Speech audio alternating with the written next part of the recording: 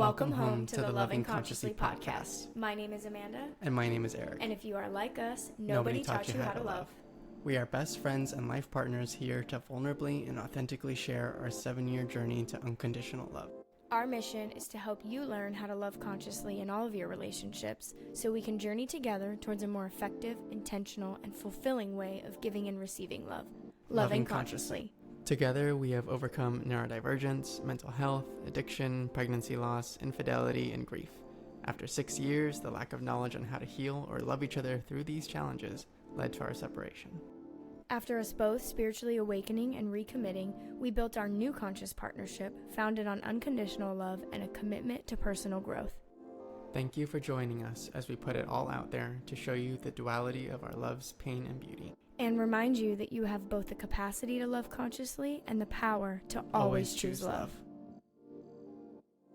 Welcome, and thank you so much for being here with us today. We really appreciate you sharing your time and energy with us. And today is a really special day because today, as we are recording this, is our 7-year anniversary. 7 years, and I can't think of a better way to celebrate than starting this journey together. Absolutely. We're very excited to share our story with you and show you that it is okay to talk about vulnerable things. It is okay to talk about your relationships and share your struggles and your beauty. It's not all one-sided, and the sooner we all get on board with doing that, the closer we can get to loving one another in a deeper way and healing the relationships that we have. So true. So we wanted to start with why we are doing this and a really, really quick who we are. We have a little labels activity we want to do with y'all. And then we're going to go ahead and get into our story. This will be a 3-part episode. The first part will be the first 3 years of our relationship back in our hometown in Arizona. And then the second episode will be the next 3 years of our relationship in our current home state of Oregon. And then our third episode will be us talking about this year specifically, how we journeyed to conscious love, how we became conscious and formed a conscious partnership, which we will talk about. And each episode thereafter is going to be a mix between an educational high vibe tip on new age relationship tools applied to all types of relationships, not just romantic, mixed in with our story and a lot of our fun banter. So let's go ahead and get started. My name is Eric. I am a creative, introverted, quirky, fun-loving individual, and I have a huge passion for sustainability, architecture, design, and I love very, very deeply. My name is Amanda, and I am a passionate, spicy, loving, extroverted woman with a passion for helping other people and sharing my story. And together we are best friends, life partners, twin flames, mission buddies, co-business partners, co-puppy parents to 4 beautiful, amazing dogs. And we're doing this because we are 2 passionate individuals that fell in love at first sight. And over the course of our 7-year journey, we found ourselves in some pretty unhealthy patterns, have survived and overcome so much together. And we've grown and flourished over this last year, working deeply on ourselves. And during some of our darkest times when we were getting ready to give up, we were looking for help. And a lot of the information that we came across and tried didn't help. And so we're on a mission here to let you in on our journey, the beauty and the pain of it, so that you can see even some of the darkest things can be healed and there's hope. Yeah, absolutely. There's always hope. We have a little activity that we wanted to do really quickly, and just want to preface that by saying we are not listing off this ginormous list of words to in any way insinuate that that's what this podcast is about. This podcast is about helping you learn how to consciously love every single person in your life. And we're just trying to kind of make a point here of some of the things that, in addition to, grief and addiction and mental health and all of those, like, all of the things that we have overcome and some of the labels that we had to fight through to get to this conscious partnership. So we'll go ahead and get into that. And we're just going to spitfire these off in no particular order. Some of them apply to one or both of us. I'm sure as the show goes on, you'll be able to figure out which ones are who. So let's get started. Anxiety, Depression, PTSD, autism, OCD, narcissism, borderline, RSD, drug addict, ADHD, bipolar, pathological liar, PMDD, sex addiction, felon, intimacy avoidant, insomniac, shame spiraler, reactively violent. codependent. So as you can see, again, the purpose of this is to help show you that we have overcome a lot. We have overcome a lot of trauma. We have overcome a lot of toxicity and unhelpful patterns in our relationship. And we've overcome all of those labels as well. Not that we personally identified with all of those labels. Some of them were given to us by others or the system or society. But that's what we come here today with, is a message of hope and a message that all of those words, all of those toxic patterns, and all of those things listed in our introduction can be overcome. They absolutely can. Now, let's go ahead and get into our story, starting with our first 3 years together back in Arizona. Yeah, we met.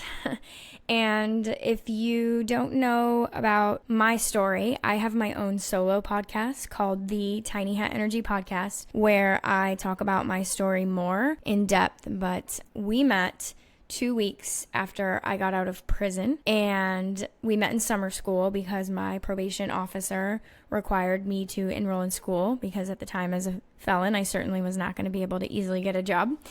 And I was a psych major and enrolled in a summer course. What class was that? I believe that class was human sexuality, dear. Yeah, it was. We met in sex class, which is really, really funny, especially because my lovely counterpart here was pretty innocent and pretty shy. And kind of going back to that, us having very different lives, very different backgrounds, very different personalities. We are really that yin and yang. Absolutely. You are 100% the yin to my yang. We met when I was 20. I believe you were 23 at the time. And when I walked into the room and I saw you, my heart just about stopped. Yeah, same. I knew immediately on a cellular level that my counterpart, my twin flame, whatever you want to call it, my soulmate, walked in. And it's really interesting because it wasn't a positive reaction. It was actually terrifying. And if there's anyone out there who's kind of had that really instant, I don't even think love at first sight kind of describes it. It's just this instant knowing in the depths of your soul that your entire eternity has just walked in. While that may feel like it would be a really positive, encouraging, happy moment, just where I was in my life, and really the reality of, wow, this is actually happening and this person has just walked in the room, was terrifying. Yeah, and the only way I can describe it is a deep energetic pull. And I just had to talk to you. And I remember going down and sitting, asking if I could sit next to you. And you said no. And that's, yes, and I absolutely do not understand sarcasm. My brain just does not process it. And I was like, oh, great, she's joking with me. I'll just sit down. And it's really interesting because we started as friends, and I was actually dating someone else at the time, and we were best friends and just really fostered this deep, intimate friendship. After about 2 months of that and just talking all day, every day, and really vulnerably bearing our souls about who we were and where we came from, we started dating 7 years ago today, August 15th, 2016. And you asked me to be your girlfriend, and it started such an unbelievably wild whirlwind romance, I feel like. Yeah, I mean, how does one capture the depth of what we've experienced over the last 7 years in our relationship in a podcast intro? we're going to do our best to cover it over the next 3 parts and give you a little bit of a taste of the passion and connection and conscious love. I think it's really important to save some space here and relay the essence and the gravity of how drastically different we are, how drastically different up to meeting our lives and our upbringings were, because that comes right into talking about your parents, which is a really big part of our story. And so I come from a very different background than you do. I'll let you kind of share a little bit about your background first. I grew up in a traditional Catholic Hispanic family. I went to Catholic school up all the way through until high school and saving myself for marriage when we met. My childhood was chaotic. I'm the child of an addict, and both of my parents struggled with mental health. And I'm not sitting here and saying that my childhood was awful. I just did not grow up with the traditional mom and dad are married, and religion was not something I grew up with, particularly in my home. And I was, my mother was an exotic dancer, and so I grew up in an environment where sex was not only openly talked about, but healthy sexual interactions were encouraged. And I grew up in a family environment that was very sheltered, very close-knit, and didn't have a lot of experiences with other interpersonal relationships. Yeah, so you can kind of see we are very different people with very different lives. I came into this relationship with a lot of trauma, coming fresh out of prison and being about, at that point, 18 months into recovery. So it was really just this kind of unexpected match, and the last thing in the entire world I would have ever pictured for myself. Yeah, absolutely. So we met, we had this extremely undeniable connection. We built a friendship over the course of a couple months and then started dating. And very quickly into our relationship, we had an extremely profound experience that we now understand was our third eyes connecting. We were sitting on our bed, we were kissing intimately, and decided to, out of nowhere, put our foreheads together. And in an instant, both of us were teleported outside of our bodies and experienced the same vision and the same deep knowing of love, like we knew each other from many, many past lives. Yeah, and I don't know much about, the whole twin flame, soulmate. I think those words are really misunderstood. But what I can say is in that moment, I knew with every fiber of my being that I was going to spend the rest of my life with you. And that you were so deeply intertwined into my soul and my heart and my psyche that you were my person. And from that point forward, it catapulted pretty quickly. Our connection has always been really strong, very intimate. Anyone who comes around us or interacts with us can kind of see that. And within 5 months of dating, we were engaged and living together. And I want to go ahead and tell the story of our engagement and how that came to be before we kind of get into where the trauma and difficulties of our relationship started. So for our engagement, again, folks, if you didn't pick up on the last one, Eric does not pick up on sarcasm very well, and it took me several years, probably 5 or 6 years, to really understand that and to adjust my behavior accordingly. But we had a night, and it was actually my partner before Eric, before prison, had passed of an overdose. And it was his birthday, and I was really sad and grieving, and that brought up some feelings of insecurity in Eric. And I had grabbed his face in my hands and said, "Sweetheart, I would marry you right now." And this beautiful man here woke up the next morning, went and spent $300, his whole savings, on buying me this adorable little sapphire ring, and showed up at my mom's house, asked me to come outside, and got down on his knee and asked me to marry him. And I said no. And he asked again, and he essentially told me that he wasn't getting up until I said yes. And he didn't. And after several "you're crazies and your parents are going to lose their shit and you're in college, we have no money, and I'm not Catholic," and all of the I'm getting emotional talking about this, millions of reasons that I could come up with, that my mind and my ego could come up with to protect me of the potential of this not working. You stayed solid in your resolve. And I finally said yes. And I am so glad that I don't understand sarcasm for that moment right there. It was just this moment of clarity, of knowing that this is my person and we're meant to do life together. And no matter how much fear there was in my heart, in your heart, on a deep cellular level, we knew that. Look at where we're at now. Yeah. And this is a really great segue into, those first few months were really beautiful and were really intimate and had a lot of profound experiences. But it wouldn't be our authentic story if we didn't paint the entire picture. And your parents are not supportive of our relationship. And I'm going to let Eric talk a little bit about that because that's a little bit of your truth to tell. But what I can say from my perspective is we have been together for 7 years. I can count on one hand how many times I've talked to my in-laws. And more specifically, I believe your mother has spoken one sentence to me ever. And we don't have communication with them currently. They're not an active part of our lives or my life. And that trauma and that situation, which has been, years and years of conflict, but in the beginning was really impactful and really profoundly affected our relationship. Yeah, the situation with my parents was a defining moment. I remember the night we were sitting in the truck together and I was so excited to go tell them that I had met you and that I had found the love of my life and the person that I meant to be with. That night, I went to go tell them. They were not approving of the relationship, and that caused great conflict, both in Amanda and I's relationship and in my relationship with my parents.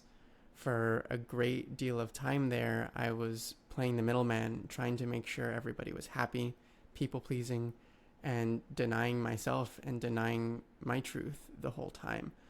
Yeah, I feel like this is a really good time to mention, too, that this is where the patterns of dishonesty started, trying to protect me from what they were saying or the rejection that was coming on that side of the coin. And it really just was such a sad time because this was this, deep knowing on both of our parts that, this is my future, this is my family, this is my person, and knowing really deeply and quickly that your parents were not going to be a part of that. And they never have been, and I can't say what will happen in the future, but I can say at this point, 7 years in, there's absolutely no relationship there between any of us currently.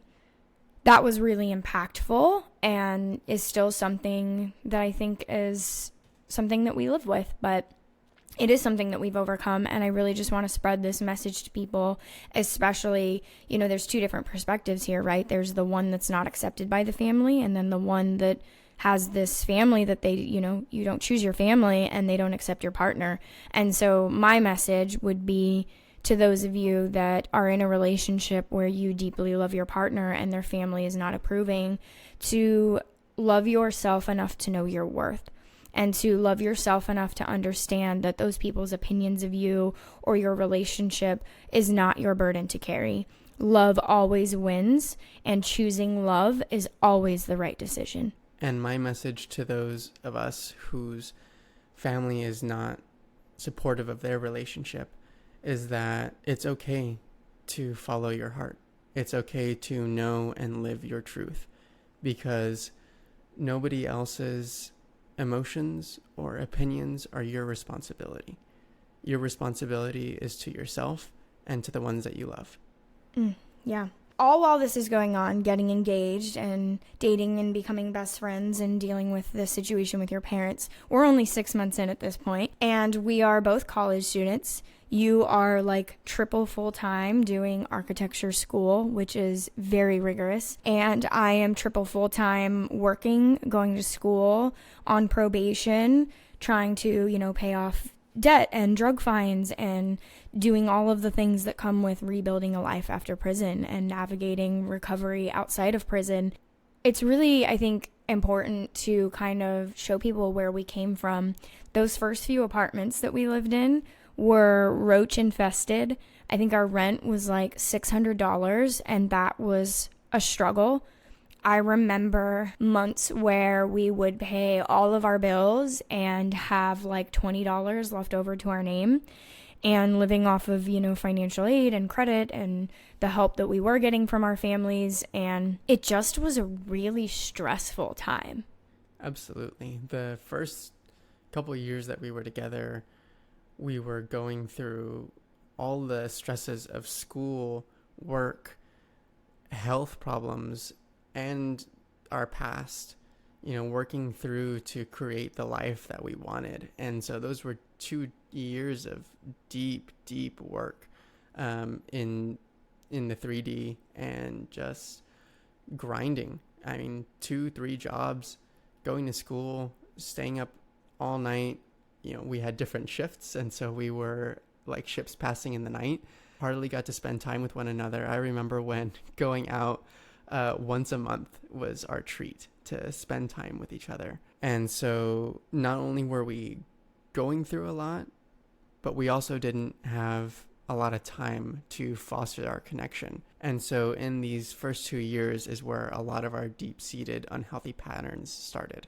And we will get much more into detail as we move through our story in later episodes. But during this time is when the first round of infidelity and dishonesty occurred. And I was bringing in some pretty unhealthy patterns from scars that I had as a child and methods of escapism that I created to not deal with uncomfortable feelings and difficult situations. What that looked like for me was an addiction to masturbation and getting the sexual release, that idea of intimacy that I had created and was comfortable with at the time, because I was unfamiliar with cultivating relationships with other humans. Amanda was the first one that I really truly started to get intimate with, and for me that was scary. I've always had a deep-rooted fear of rejection, and so when things got difficult in our relationship, my mind at the time projected that I wasn't enough and that I was going to get rejected. And so I started looking for validation outside of my relationship. I started talking to other women. I downloaded a secret Tinder and was hoping to get that connection that at the time I was lacking in our relationship because of the difficult times and because I wasn't coming and bringing my best self to cultivate that relationship and cultivate that intimacy. It's super vulnerable. And I just want to save some space for that, because vulnerability is something that naturally comes pretty easy to me. And intimacy is something that, at least in this relationship, has holistically been much easier for me. And so I just wanted to save some space for the courage that it took for you to kind of share that and share my side of, my unhealthy patterns. I was very codependent at the time. I was struggling mentally with anxiety and depression and mood issues and, trying to stabilize from addiction and extensive trauma that was unhealed that I talk a lot about in detail in my podcast. But I, was so deeply unable to love myself. And so I held you to this incredibly high standard of needing you to meet all of my needs, but not being able to meet them myself, and also not having this deep ability to love your partner in the way that they needed to be loved. And at this point, there's just such low levels of, I feel like, self-awareness and self-knowledge in both of us. At this point, almost none of those labels were addressed, understood, or even conceptualized. Like, I remember so many times, thinking, wow, he communicates so differently than anyone I've ever talked to. And I remember telling you, like, have you ever thought about this? And I remember these extreme reactions to perceived rejection. And that's called RSD, rejection sensitivity dysphoria. If anybody is wondering what that is, it's common in autism. And I just want to save space and be authentic here that I had a lot of really unhealthy patterns and really had no identity. And that's kind of the core, right, of our ultimate pattern was we both made the relationship our identity. And that is obviously unhealthy and not sustainable. And we actually made it 6 years of that. 6 years of, fighting through that. Yes, and this was a trap that we fell into for 6 years until we were conscious enough to start recognizing the patterns, and frankly, until the suffering got intense enough that we had to. And our mission is to share with you our vulnerable story so that it doesn't have to take you that long to recognize the patterns in yourself and in your relationships and start working on them. Because while at the time, this discovery of infidelity, the emergence of our baggage coming into the relationship was an opportunity for those things to be healed and an opportunity to take a deeper look at what we're bringing to the table, what we have to work on, and how we can support each other through that. And so after this first bout of infidelity and dishonesty, we both sat with each other. We sat in the relationship, we sat in the emotions, and although it was painful, we decided to recommit. We knew in our hearts that our love was stronger than our mistakes. And this kind of really leads up to right around the 2-year mark, we got married.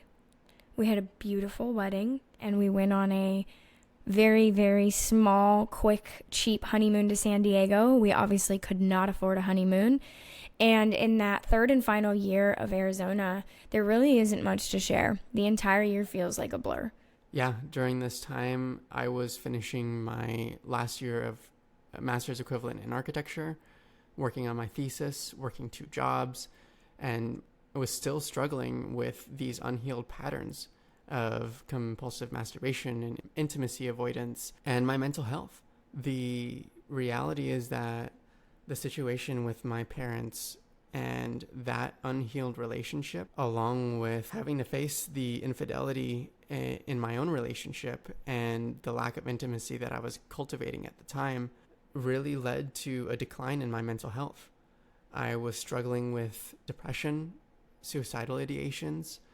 I remember the night I was sitting in a ball on the floor, clawing at my face and my neck, having a complete mental breakdown, and sitting in shame and sitting in the projections of the delusions that I was believing, that my mind was telling me that I wasn't worthy, that my parents didn't love me, that my friends didn't care about me, that I was never going to be good enough to finish architecture school and be the man that I committed to be in this marriage and in this partnership. I found myself facing the unhealthy patterns of escapism and victimization, not taking ownership of my life. And it took that mental breakdown and Amanda coming to me and loving me unconditionally through that, loving me enough to sit down and say, you need help, and encouraging me to find the resources to do so. And I remember you being so resistant to getting that help, where one of my patterns came from, and I can kind of see on both parts that this is where some of those narcissistic tendencies, and I know that word has a lot of stigma and makes a lot of people uncomfortable. We're just talking about tendencies and behaviors here, but I can see where a lot of those formed in those months because, while you were going through such a hard time mentally and all of this was going on, I was also still reeling and trying to heal from the infidelity and chronic dishonesty. I mean, you lied about everything, anything and everything you could lie about. You would lie about, having finished eating. You would lie about what time it was. I mean, any and every chance, every day you were getting caught in lies. And it really just started to breed this unhealthy narrative in my mind of no, it's about me and my pain. And then as that narrative fed, then you would, latch onto that and be like, well, wait, no, it's about me and my pain. And it happened so, subconsciously and so unintentionally, but we started to kind of be these two people who were unhealed and who were unconscious and who had absolutely no fucking idea how to love each other, let alone how to love themselves, and who were dealing with this extremely stressful life of college and, the things with your parents. And at this time, I'm, grinding to pay off extensive debt and drug fines and finish probation and do hundreds of hours of community service and stay clean. And we're poor and living in these roach infested apartments. And it just is like the epitome of, chaos and trauma, really. And I also really just want to save space here for it's also immense love. And you were always and have always been my best friend. And it kind of brings us up to moving to Oregon. We're at that 3-year mark. And right before we were about to move, everything was kind of planned and packed and booked. And we had rented a place here that we'd never even seen. And, moved out here for your first post-school job. I didn't even have a job. I remember giving you an ultimatum like the week before we moved and just telling you, I'm done with this marriage as it is, and I can't do this anymore, and I can't be in a relationship where at the time I thought, this person's not willing to work on themselves.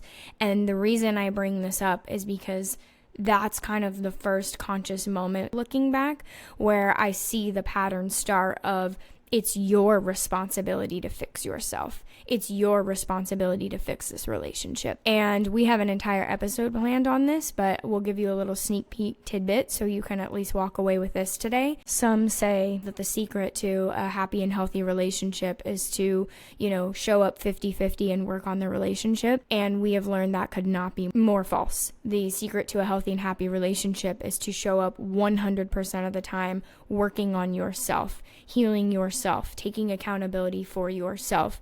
Absolutely. The universe is devoid of all meaning. Everything that happens is subjective and is an opportunity for us to take a look at it and learn the lessons and accept the beauty and love in it. And choose the love. Perception creates reality. So this is kind of the first 3 years of our relationship. So in summary, you have 2 unhealed, crazy kids in love. We moved to Portland to start a new life because this is another one of the unhealthy patterns that we are now looking at in our consciousness today.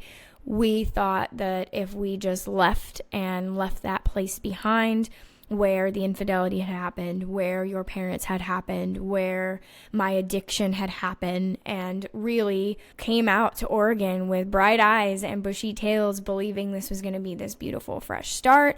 And we found that just wasn't the case. You can't leave things in the past and expect them not to catch up with you eventually. It's the nature of these things to come up and want to be healed. And we will go a little bit into that journey and how we found ourselves back in these same patterns in our next episode when we cover our move to Portland. And before we leave you all today, we want to just kind of leave you with a message of hope. And while our story, especially in those first few years, is trauma and mental health and dishonesty and addiction and infidelity and poverty and all of those things, it is not our story today.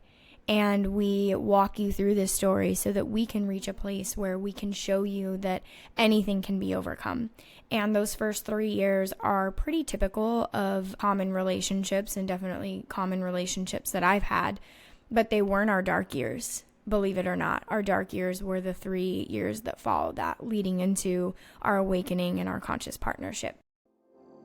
Thank you so much for being here with us today. Thank you for your time and energy. Thank you for being open enough to consider the possibility that you too can have more loving, conscious relationships if you focus on being conscious and on working on yourself and on addressing those deep-seated patterns that are not serving you or your loved ones. And I want to remind you that you are enough, and you have the power and the energy and the ability to fix, heal, and change anything, you can take ownership of your life and your relationships today.